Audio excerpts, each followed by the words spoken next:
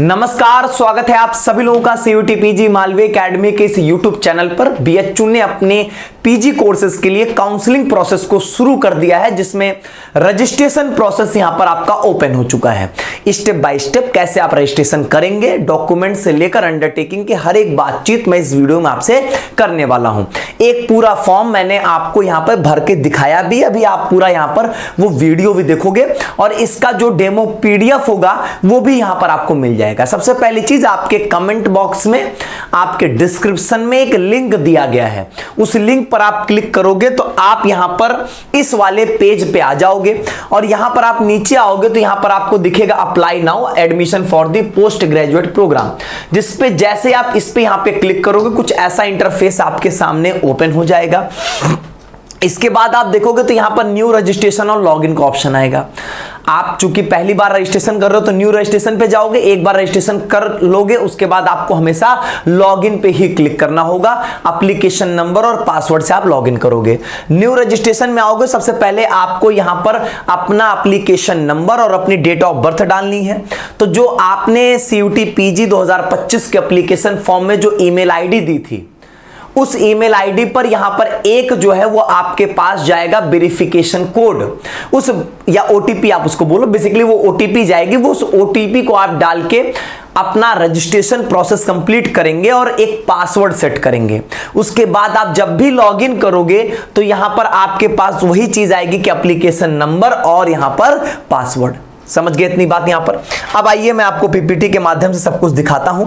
इस तरीके से यहां पर आपके सामने आएगा कि एक ओटीपी आपको यहां पर मिल चुकी होगी और उस ओटीपी को डालने के बाद आप अपना यहां पर पासवर्ड सेट करोगे, सबमिट ओटीपी पे क्लिक करके, और फाइनल यहां पर आपका रजिस्ट्रेशन प्रोसेस हो जाएगा। इस तरीके से आपका डैशबोर्ड ओपन होगा। इस डैशबोर्ड में आप देखोगे तो आपको टोटल 3 स्टेप यहां पर दिखाई देंगे। एक यहां पर आएगा प्रोफाइल कंप्लीट करिए, दूसरा यहां पर प्रोग्राम में अप्लाई करिए, जिस भी कोर्स में आप अप्लाई करना चाहते हो, लास्ट में आप फी पेमेंट करोगे, आपका रजिस्ट्रेशन प्रोसेस यहां पे पूरा हो जाएगा। किस तरीके से आपको यहां पर अपनी प्रेफरेंसेस भरनी है, रेगुलर सीट, पेड सीट, सारी बातें मैं इस वीडियो में आपसे करने वाला हूं। तो सबसे पहले हम लोग यहां पर अपनी प्रोफाइल अपडेट करेंगे। उसके लिए यहां पर हम लोग जो है वो प्रोफाइल पे जो है वो क्लिक करेंगे। प्रोफाइल पे क्लिक करने के साथ आपको यहां पर देखोगे तो 4 चीजें आएंगी। पर्सनल डिटेल्स आएंगी, स्पोर्ट कोटा अगर आप एप्लीकेबल है तो, नहीं तो आपके लिए कोई मतलब नहीं है। अदर डिटेल्स में थोड़ी सी लैंग्वेज रिलेटेड बातें होती है, मतलब इसमें एक तो मेन एक ही चीज है वो हॉस्टल एकोमोडेशन वाली बातचीत आती है कि आपको हॉस्टल लेना है या नहीं लेना है, और इसमें आपके डॉक्यूमेंट्स अपलोड करने की बातचीत जो है वो आती है। अगर मैं बातचीत करूं कि डॉक्यूमेंट्स में हमको क्या क्या नीड पड़ेगी यहां पर, तो देखो पहली चीज फोटो, सिग्नेचर, मैं यहां पर लिख भी देता हूं। आपको यहां पर नीड पड़ेगी फोटो की, आपको नीड पड़ेगी यहां पर सिग्नेचर की, यहां पर आपको जो अपना स्कोर कार्ड है उसकी यहां पर जरूरत पड़ेगी, वो स्कोर कार्ड देना पड़ेगा। 10th का सर्टिफिकेट यहां पर आपको उसका पीडीएफ अपलोड करना पड़ेगा। इसके साथ ही साथ यहां पर आपको अगर आप ईडब्ल्यूएस, ओबीसी, SC ST किसी भी कैटेगरी के होंगे तो उसका सर्टिफिकेट आपको लगाना होगा। अब यहां पर ध्यान दीजिएगा, EWS और OBC वालों के लिए बहुत स्पष्ट यहां पर लिखा गया है, ये लाइन आप पढ़ सकते हो कि 1 जनवरी 2025 के बाद का चाहिए। यहां पर क्या चाहिए आपको? 1 जनवरी 2025 के बाद का। अगर नहीं है तो क्या करेंगे मैं बताऊंगा भी, यहां पर इसके बारे में हम लोग डिस्कस करेंगे यहां पर, ठीक है। इसके अलावा यहां पर आपको नीड पड़ेगा यहां पर आपके ग्रेजुएशन की मार्कशीट्स यहां पर आपको जरूरत पड़ेगी, ठीक है। ग्रेजुएशन के मार्कशीट्स की जरूरत पड़ेगी और दूसरी चीज यहां पर माइग्रेशन की जरूरत पड़ेगी। अब इस डॉक्यूमेंट्स की चर्चाएं हम लोग आगे करेंगे, अभी बात में बताऊंगा। फिलहाल इतने डॉक्यूमेंट्स की हमको जरूरत पड़ती है। अब इसमें क्या है नहीं है, जो बातें हैं वो भी हम लोग यहां पर डिस्कस करेंगे। पहले देख लेते हैं जो चीजें हमारे सामने हैं। पर्सनल डिटेल्स में नाम आप चेंज नहीं कर सकते हो, यहां पर जो है वो आप डेट ऑफ बर्थ अपनी चेंज कर सकोगे, इसमें चेंज करने का ऑप्शन रहेगा, और बाकी सही है तो पहले से भरा रहेगा। यहां पर कैटेगरी आपने ओबीसी सेलेक्ट किया था, आप चाहो तो अपनी कैटेगरी चेंज कर सकोगे, कोई दिक्कत नहीं। अगर कोई बच्चा चाहे जनरल से ओबीसी करना, जनरल से ईडब्ल्यूएस कर सकता है, बशर्ते जो करेगा उसके रिगार्डिंग उसको डिटेल्स देनी पड़ेंगी। जैसे ओबीसी कोई बच्चा है तो उसको अपनी सर्टिफिकेट इशूइंग डेट डालनी पड़ेगी, किस डेट पे सर्टिफिकेट इशू हुआ है। आपके कैटेगरी सर्टिफिकेट में ऊपर ही डेट मेंशन होती है। आप किस स्टेट के हो, और अगर ओबीसी कैटेगरी के हो तो यहां पर क्या होगा कि जिस स्टेट के होगे यहां पर आपको वो सारी जो भी आपकी कास्ट होगी ना वो मेंशन होगी यहां पर। और होता यह है कि जैसे ओबीसी कैटेगरी के आप अगर आपकी कास्ट जो है, आपकी जो कम्युनिटी है, अगर वो यहां पर सेंट्रल लिस्ट में आती है तभी आप ओबीसी कैटेगरी के लिए माने जाओगे। अगर आप सिर्फ स्टेट में ओबीसी हो, सेंट्रल आपकी कास्ट, आपकी कम्युनिटी जो सेंट्रल लिस्ट है ओबीसी की उसमें नहीं आती है तो आप नहीं कंसिडर किए जाओगे। फिलहाल इसका कोई लोड नहीं लेना है। यहां पर सेलेक्ट कम्युनिटी में जब जाओगे तो अगर जो मेंशन्ड है उनमें से कोई भी आपकी कम्युनिटी, कोई भी कास्ट है, तब तो आप हो गए, आप वैलिड होगा। नहीं मिलेगा तो नहीं है आप यहां पे, तो आपको जनरल के थ्रू यहां पर जाना पड़ेगा। एनुअल फैमिली इनकम आपको यहां पर बताना है, सर्टिफिकेट नंबर बताना जो कि ऊपर आपका मेंशन होता है। 1 जनवरी 2025 के बाद का चाहिए ओबीसी और ईडब्ल्यूएस वालों के लिए। एससी एसटी वालों के लिए कोई डेट मेंशन यहां पर नहीं है, इस बात का यहां पर ध्यान दीजिएगा। उसके बाद यहां पर आपके रजिस्टर्ड ईमेल आईडी और रजिस्टर्ड फोन नंबर जो होगा वो ऑलरेडी यहां पर मेंशन्ड होगा, जिसको आप चेंज नहीं कर सकोगे। हाँ, आप चाहो तो एक नया अल्टरनेट नंबर और ईमेल आप यहां पर दे सकते हो। ब्लड ग्रुप अपना सेलेक्ट करोगे कि आप सिटीजन ऑफ इंडिया हो या नहीं हो, ये सब बताओ। रिलीजन बताओ, नेशनलिटी बताओ, बेसिक चीजें सब आप खुद से भी भर लोगे, कुछ नहीं करना इसमें। क्या आप बनारस हिंदू यूनिवर्सिटी बीएचयू के स्टूडेंट हैं? अगर हैं तो इनरोलमेंट नंबर देना होगा। अपनी फैकल्टी बतानी पड़ेगी कि फैकल्टी ऑफ आर्ट्स के हैं, सोशल साइंस के हैं, साइंस के हैं, किसके हैं, और कौन सा प्रोग्राम आपने किया। बी ऑनर्स सोशल साइंस किया, बी ऑनर्स आर्ट्स किया है, बीएससी ऑनर्स मैथ्स ग्रुप के रहे हैं, ये आपको बताना पड़ेगा। ठीक है। अब अगर मान लीजिए आपके मम्मी या पापा में से कोई भी अगर यहाँ पर बीएचयू में एम्प्लॉय है तो उससे रिलेटेड डिटेल्स देना है। फिर यहाँ पर आपके फादर और मदर से रिलेटेड डिटेल्स हैं आपकी, बहुत बेसिक यहाँ पर। आप अगर पीडब्ल्यूवीडी कैटेगरी से बिलोंग करते हैं तो यस करेंगे, फिर बाकी डिटेल्स देनी पड़ेंगी। ये आपके एड्रेस है, यहाँ पर एड्रेस करेस्पॉन्डेंस एड्रेस मतलब जहां पे आप रह रहे हो, परमानेंट जो आपका परमानेंट घर है। मैं तो यही कहूंगा दोनों चाहो सेम भर दो, कोई दिक्कत नहीं, लोड ना लेना इन सब चीजों का। बैंक डिटेल्स बहुत इंपॉर्टेंट है। अगर मान लीजिए आप बीएचयू में एडमिशन होता है आपका, आपने फी पेमेंट के बाद में विड्रॉ कर लिए तो रिफंड कहां आएगा? रिफंड वहीं आएगा जहां ये जो अकाउंट डिटेल्स दी होगी। ये नहीं कि रजिस्ट्रेशन हम जिस अभी इसकी जो रजिस्ट्रेशन की पेमेंट है वो जिस अकाउंट से करेंगे उस अकाउंट में आएगा, नहीं। जो यहां पर अकाउंट डिटेल्स दोगे उसी अकाउंट डिटेल्स में आपके यहां पर जो है वो फी रिफंड की जाएगी। अब क्या होगा कि सारी डिटेल्स आपने भर दिया, पर्सनल डिटेल्स सारा आपको दिखाएगा कि आपको कुछ अपडेट करना तो अपडेट कर दो, नहीं करना है तो प्रोसीड टू नेक्स्ट कर दो। प्रोसीड टू नेक्स्ट करोगे, यहां पर स्पोर्ट कोटा के लिए आएगा, कुछ नहीं। अगर आपको कुछ करना है डिटेल्स तो भरिए, नहीं करना है तो प्रोसीड टू नेक्स्ट कर दीजिए आप यहां पे। फिर आपसे अदर डिटेल्स में पूछेगा क्या हॉस्टल चाहिए, फिर यहां पर पूछेगा ऐसा कोई भैया आपको इमरजेंसी वाली बीमारी तो नहीं है, एनसीसी एनएसएस है कि नहीं वो बता दो। फिर यहां पर आपको कौन कौन सी लैंग्वेज लिखनी पढ़नी और बोलनी आती है, जो आता हो वो मेंशन करेगा, जो नहीं आता वो छोड़ दीजिएगा यहां पर। ठीक है, इसमें ऐसा कोई बहुत बड़ी बात नहीं है, ना इससे कोई बहुत फर्क पड़ेगा। प्रोसीड टू नेक्स्ट करेंगे। उसके बाद यहां पर आएगा डॉक्यूमेंट्स अपलोड करना। 2 स्टेप में डॉक्यूमेंट्स अपलोड करने आते हैं। पहला स्टेप है आपका ये, जिसमें बेसिक कराएगा, फोटो, सिग्नेचर, रिजल्ट मतलब वही स्कोर कार्ड आपका, ओबीसी का सर्टिफिकेट और डेट ऑफ बर्थ सर्टिफिकेट मतलब क्लास 10 की मार्कशीट या सर्टिफिकेट कोई भी अपलोड कर देना, बस उसमें डेट ऑफ बर्थ आपकी मेंशन होनी चाहिए। पीडीएफ के फॉर्म में करना है, कोई लोड नहीं है। 10 केबी से 500 केबी के बीच में आपके पास अपलोड करना है। फोटो और सिग्नेचर जेपीजी या जेपीईजी फॉर्मेट में। बाकी यहां पर रिजल्ट, ओबीसी और ये डेट ऑफ बर्थ सर्टिफिकेट जो होगा वो आप पीडीएफ के फॉर्म में यहां पर कर सकोगे। अगर हम लोग यहां पर बातचीत करते हैं इससे रिलेटेड, क्या कहते हैं, हाँ ये हो गया। अब इसके बाद आप इसको यहां पे कंफर्म एंड लॉक कर दीजिए। इसके बाद यहां पर आएगा आपके सामने प्रोग्राम सिलेक्शन। प्रोग्राम सिलेक्शन में यहां पर क्या क्या बातें होंगी वो ध्यान से सुनिएगा। यहां पे प्रोग्राम सिलेक्शन की अगर मैं बातचीत करूं तो सबसे पहले यहां पर आएगा प्रोग्राम सेलेक्ट करने के लिए आपके पास यहां पर। अब प्रोग्राम सेलेक्ट आपने जैसे कर लिया, master of arts in history मतलब एमए हिस्ट्री के लिए आपने किया। अब यहां पर एलिजिबिलिटी क्राइटेरिया आएगी, उसको टिक कर देंगे।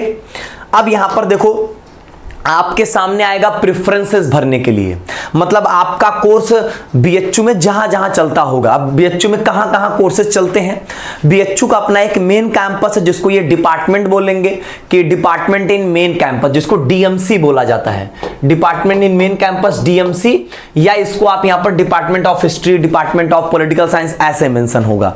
इसके अलावा इनके एफिलिएटेड कॉलेजेस हैं, जिसमें एक है आपका मतलब लड़कों के लिए सिर्फ एक है डीएवी और बाकी लड़कियों के लिए कई सारे हैं, VCW, VKM और AMPG यहां पर, ठीक है, ये 3 हैं। लेकिन ध्यान ये दीजिएगा, सब में सारे कोर्सेज नहीं है। अब जिसमें जो कोर्सेज अवेलेबल होंगे वो यहां पर मेंशन्ड होंगे। जैसे हिस्ट्री जो है वो DAV में भी अवेलेबल है, तो यहां पर आपको कह रहा है department of history DAV, department of history के पेड सीट और DAV के पेड सीट। अब बात ये रही कि ये तो कैंपस की बात हो गई। अब यहां पर आती है सीट, 2 प्रकार की होती है, रेगुलर और पेड सीट। रेगुलर सीट में आपको यहां पर क्या होगा कि वहां पर आपकी रेगुलर फीस लगेगी कोर्स की, जो भी रेगुलर फीस होगी 4-5 हजार जो भी है नॉमिनल फीस। पेड सीट क्या होती है? पेड सीट में आपको एक्स्ट्रा फी पे करना पड़ता है पर ईयर। कुछ अमाउंट होगा 10,000, 15,000, 20,000, ऐसे अमाउंट्स होते हैं, आपके कोर्स टू कोर्स वैरी भी करते हैं। वो आपके इंफॉर्मेशन बुलेटिन में बहुत अच्छे से मेंशन्ड है। मैं एक सेपरेट वीडियो दूंगा पेड सीट की, तो उसमें मैं आपको बता दूंगा, सारा डेटा भी दिखा दूंगा मैं। लेकिन ऐसा ही होता है कि आपको पर ईयर कुछ एक्स्ट्रा अमाउंट पे करना होगा। अब बात ये रही कि सर क्या पेड सीट में मतलब कोई भी एडमिशन करा सकता है पैसे देके? नहीं, बस आप ये समझो कि जैसे मान लो रेगुलर सीट आपकी 225 पे मान लीजिए आपकी बंद हो जा रही है, रेगुलर सीट सपोज करिए यहां पे, तो पेड सीट इसके नीचे जाएगी, बहुत गई, मान लो 220 चल गई, किसी किसी में 210 चला गया। अब ऐसे कुछ कुछ यहां पर आपके कट ऑफ में चेंजेस आते हैं। अच्छा, कई बार ये भी होता है, अब देखो यहां पर प्रेफरेंस भरने के लिए भी होता है। आप चाहो तो कम नंबर पर, आप ये भी चाह सकते हो कि आप कम नंबर पे यहां पर आपको अगर मेन कैंपस चाहिए तो आप चाहो पेड सीट के थ्रू चले जाओ। जैसे देखो क्या करोगे, यहां पे आप कम नंबर का मतलब ये नहीं हुआ कि हम लोग ये सोचेंगे कि अगर मेन कैंपस की रेगुलर सीट 225 जा रही है तो हमारा 125 पर एडमिशन हो जाएगा, ऐसा नहीं है, थोड़े बहुत कम नंबर पे, ठीक है। अब सुनो, जैसे मैंने क्या किया, डिपार्टमेंट ऑफ हिस्ट्री को नंबर 1 पे कर दिया। मुझे है कि नहीं मुझे मेन कैंपस ही चाहिए, तो मैंने पेड सीट को सेकंड नंबर कर दिया कि मुझे रेगुलर सीट मिले या पेड सीट मिले, लेकिन मुझे सीट मिल जाए मेन कैंपस में, तो मैंने इसको ले लिया DAV को तीसरे और DAV के पेड सीट को मैंने चौथा कर दिया। ये आपका प्रायोरिटी ऑर्डर हो गया। तो बच्चे यहां पर 2 तरीके से इस्तेमाल करते हैं इस पेड सीट को, या तो अपनी प्रेफरेंसेस को भी बढ़ा सकते हैं वो कि भाई हम पहले जो है वो पेड, हमको मेन कैंपस ही चाहिए, उसके लिए हमने रेगुलर के बाद पेड को प्रेफरेंस दे दिया। और या तो फिर ये हो जाता है कि आपके एडमिशन थोड़े बहुत कम मार्क्स पे यहां पर भी हो जाते हैं। तो फिलहाल ये कतई नहीं सोचेंगे कि बहुत बड़ा चेंज आएगा, ऐसा बहुत बड़ा चेंज आएगा, छोटा थोड़ा बहुत यहां पर मार्क्स में डिफरेंस होते हैं। और ये जो पेड सीट होती है वो आपकी 15% जो होती है वो एक्स्ट्रा सीट्स होती है। मान लो किसी कोर्स में 100 सीट है तो यहां पर 15 जो है वो आपकी एक्स्ट्रा पेड सीट होती है आपकी, ये एक्स्ट्रा होंगी और इसको हम लोग यहां पर पेड सीट बोल रहे हैं। तो पेड सीट का प्रोविजन जो है वो अलग से है, इस बात का यहां पर ध्यान दीजिएगा। चलो, अब इसके बाद यहां पर आप देखोगे तो जैसे मैंने दिखाया इस तरीके का प्रेफरेंस आप भर सकते हो यहां पर, और ये काफी आइडियल प्रेफरेंस है और बेहतरीन प्रेफरेंस होगा आपके लिए। इसके बाद आपसे पूछेगा कुछ डिटेल्स, जिसमें आप बताओ किस ईयर में पास हुए, यूनिवर्सिटी कौन सी है, कौन सा प्रोग्राम था, किस डिवीजन में, फर्स्ट सेकंड थर्ड डिवीजन बताओ आप। यहाँ पे 60% के ऊपर है तो फर्स्ट डिवीजन हो जाएगा, किस स्टेट में है, और पिन कोड जो बताना है वो आपको बताना कि आपकी यूनिवर्सिटी जिस एरिया में है उस एरिया का पिन कोड। यहाँ पे आपने यहां पर जो क्वालिफाइंग डिग्री प्रोग्राम है उसका मोड कैसा था, मतलब सेमेस्टर वाइज था, ईयर वाइज था, वो आपको बताना। अगर सेमेस्टर वाइज था सेमेस्टर सेलेक्ट करना, ईयर वाइज सिस्टम था तो ईयर वाइज करना। कितने ईयर का कोर्स था, यहां पर सेमेस्टर नहीं बताना, यहां पर आपको ईयर बताना है। तो जैसे मान लो 3 ईयर का ही मोस्ट ऑफ द बच्चों को होगा तो तुरंत यहां पर 6 सेमेस्टर की डिटेल्स आपके सामने कुछ इस तरीके से ओपन हो जाएगी। जैसे मैंने लिखा 3 ईयर, उसके बाद पहले ईयर में जो है वो मतलब पहला सेमेस्टर पास या रिजल्ट अवेटेड। ऑब्वियस सी बात है, आपको एटलीस्ट 4 सेमेस्टर तक तो आपका रिजल्ट आ ही चुका होगा, उसमें तो ऐसा नहीं होगा कि वो रिजल्ट नहीं है आपके पास। पास्ड हो, परसेंटेज बताओ। जैसे BHU वाले जो बच्चे होंगे उनको यहां पर CGPA मिला होगा तो आप अपने CGPA में 10 से गुणा करके 4.5 माइनस कर दीजिएगा, ठीक है, तो आपका परसेंटेज यहां पर आ जाएगा। तो इस तरीके से आप अपने सभी सेमेस्टर के परसेंटेज यहां पर मेंशन कर देंगे, ऑटोमेटिकली यहां पर आपका ये टोटल परसेंटेज जो है वो ले लेगा, ठीक है। चलो, इसके अलावा यहां पर फिर आपके पास डॉक्यूमेंट अपलोड करने का ऑप्शन आएगा, फोटो, सिग्नेचर, रिजल्ट, OBC ये सब हो चुका है। 2 नए आएंगे आपके पास यहां पर, ये 2 नया ढंग से देखना है यहां पर। एक है आपका यहां पर माइग्रेशन या उसकी अंडरटेकिंग। माइग्रेशन वही दे सकेगा जो यहां पर पास हो चुका होगा, जो पास हो चुका होगा, मतलब जिसने 2024 में ग्रेजुएशन पूरी की है, 2025 वाला तो कभी भी माइग्रेशन अभी नहीं दे पाएगा। क्यों? क्योंकि अभी एग्जाम्स चल रहे हैं, छोड़ोगे तब ना माइग्रेशन दोगे। बनारस हिंदू यूनिवर्सिटी का ग्रेजुएशन के लिए इन्होंने बोला कि जिसका यहां पर क्वालिफिकेशन स्टेटस अपीयर्ड या अपीयरिंग है, मार्कशीट जब तक लास्ट एग्जामिनेशन था वहां तक आप दे दोगे। कहने का मतलब सुनो यहां पर क्या है, पहली बात तो माइग्रेशन के लिए अंडरटेकिंग आपको चाहिए, ये भी आप कहोगे ही कहोगे। दूसरी चीज इन्होंने बोला है कि आपके पास ग्रेजुएशन के मार्कशीट जहां तक की हैं, 4 सेमेस्टर 5 सेमेस्टर जहां तक की हैं, वहां तक के स्कैन करके आप यहां पर पीडीएफ बना के अपलोड कर दोगे। अगर आप 2024 में कर चुके हो तो सारी मार्कशीट्स को, जितने भी सेमेस्टर 1 2 3 4 5 6 सबका स्कैन करके एक सिंगल पीडीएफ बनाना। आपके पास अगर उसका सर्टिफिकेट है ग्रेजुएशन का प्रमाण पत्र, तो वो भी आप लास्ट में अटैच करके एक सिंगल पीडीएफ फाइल यहां पर अपलोड कर दीजिएगा। उम्मीद है मेरी बातें आपको समझ में आ गई होंगी। अंडरटेकिंग कहां से मिलेगा? अंडरटेकिंग बीएचयू खुद प्रोवाइड करेगा। अभी तक बीएचयू ने प्रोवाइड नहीं किया है। 2024 में कुछ ये वाला अंडरटेकिंग था, तो बीएचयू ऐसे ही उम्मीद लेकर चलो, आज से कल में ये अंडरटेकिंग आ जाएगा। ये जो ये वाली इनकी वेबसाइट है ना, कहां गया ये वाली वेबसाइट, आप देखना तो यहीं पर जो है होम पे आ जाए, तो यहीं पर आपको इसी नोटिफिकेशन में ये जो है वो अंडरटेकिंग का फॉर्मेट दे देंगे। फिलहाल यही अंडरटेकिंग का फॉर्मेट देने वाले हैं, बस 24 को 25 कर देंगे यहां पे, और कुछ नहीं होगा। बेसिक आपकी डिटेल्स हैं, और जो जो आपके पास नहीं होगा वो यहां पे आप बता दोगे कि मार्कशीट यहां पर कौन सी आपकी मिसिंग है, 5th सेमेस्टर की 6th सेमेस्टर की वो बता दो। ओबीसी या ईडब्ल्यूएस 1 जनवरी 2024, इस बार हो जाएगा 1 जनवरी 2025। अब सुनो यहां पर मेरी बात, ऐसे बच्चे ओबीसी ईडब्ल्यूएस वाले जिनके पास यहां पर जो है वो 1 जनवरी 2025 के बाद का सर्टिफिकेट नहीं है, वो 1-2 दिन का वेट कर लें। बनवाने के लिए आप प्रोसेस में जरूर डाल दो, क्योंकि बहुत इंपॉर्टेंट है। उम्मीद है आप बनवाए भी होगे, नहीं बनवाए हो तो जरूर बनवा लीजिएगा। यहां पे डीयू तो 1 अप्रैल के बाद का मांगता है, वहां पर तो कोई अंडरटेकिंग का ऑप्शन भी नहीं है, तो बनवाना तो आपके लिए है, कोई दूसरा ऑप्शन नहीं। बीएचयू के लिए में भी आपको यह ऑप्शन मिल जाए अंडरटेकिंग के थ्रू। पिछली बार मिला था, क्या पता इस बार भी मिल जाए, कि आप चाहो तो यहां पर बाद में भी दे सकोगे। ठीक है, यहां पर देखो ये बात इन्होंने बताया है कि जैसे इन्होंने बताया कि एक डेट ये पर्टिकुलर आपको दे देते हैं कि उस डेट तक आपको यहां पर सबमिट करना पड़ेगा। यहां पर उसी तरीके देखो माइग्रेशन ट्रांसफर और करेक्टर सर्टिफिकेट पे भी आप टिक मार दोगे कि ये भी अभी मेरे पास नहीं है, मैं बाद में दे दूंगा।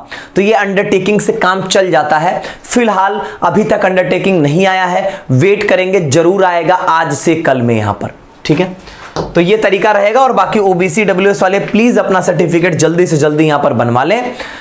बाकी यहां पर बीएचयू में हो सकता है कि अंडरटेकिंग से आपका काम हो जाए, लेकिन डीयू में नहीं होगा, इसलिए बनवाना आपके लिए कंपल्सन है। ठीक है, तो मैंने सारी बातें बहुत डिटेल में और बहुत ही अच्छे तरीके से आपको समझा दिया है। कोई भी परेशानी आपको नहीं आएगी, जो आएगी वो कमेंट बॉक्स में बता दीजिएगा। हर एक बात मैं आपसे यहां पर डिस्कस कर लूंगा। ठीक है, चलिए बहुत बहुत धन्यवाद।